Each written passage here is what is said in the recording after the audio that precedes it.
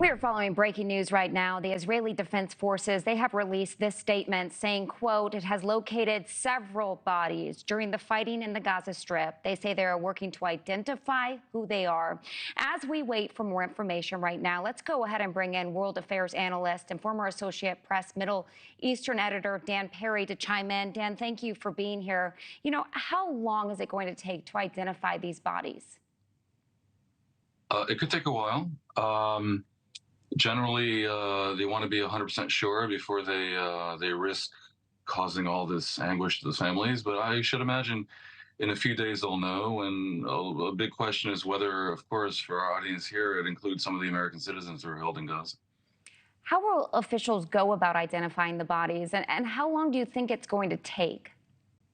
DNA tests, and it'll take a few days, basically. There are already rumors circulating in Israel as to what the identity of some of them is. It's so political, and it's so devastating to the families that they want to be 100% careful before they 100% certain before they make information public. But I should think, Kelsey, it'll be a couple days. You know, considering it's been nearly a year since the start of the war, do you think that some of these bodies, do you think that they could be the hostages? Yeah, and again, this is not verified information, but reports that are currently circulating in Israel suggest that some of them may have been murdered by their captors, even in recent days, in the past week or so.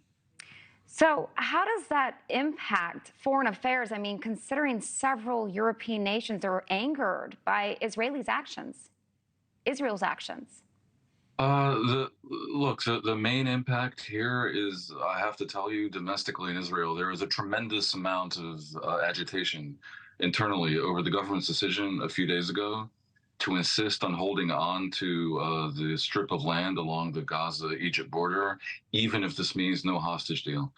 The outrage currently being manifest by Israeli protesters, but also, I have to tell you, by almost the entirety of the security establishment in Israel, it is because you can always give up a piece of land and then go back to it if you have to, but the hostages are dying one by one in captivity, so they have no time left. And the implication is, and I apologize in advance if this sounds unduly cynical, and I realize to even contemplate such a thing is to taint oneself with the outrage, but the implication is that the government of Israel is essentially trying to find excuses to prolong the war, even if this means sacrificing the hostages, because an end to the war means the beginning of an accounting for October 7th, which the current leadership of Israel cannot win that debate. And so they're looking for reasons to get out of a possible hostage deal. That said, this criticism may also be unfair because Hamas has not exactly agreed to Israel's original offer from May 31st of pulling out of Gaza in exchange for all the hostages. You know, we know that the IDF has eliminated the head of Hamas. What does this mean for the terror group moving forward?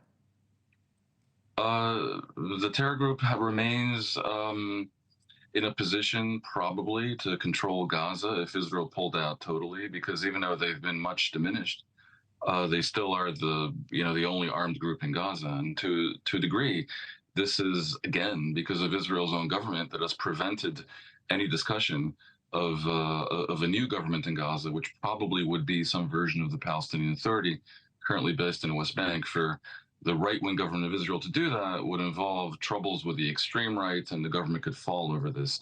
As a consequence, there's been no discussion of who could replace Hamas.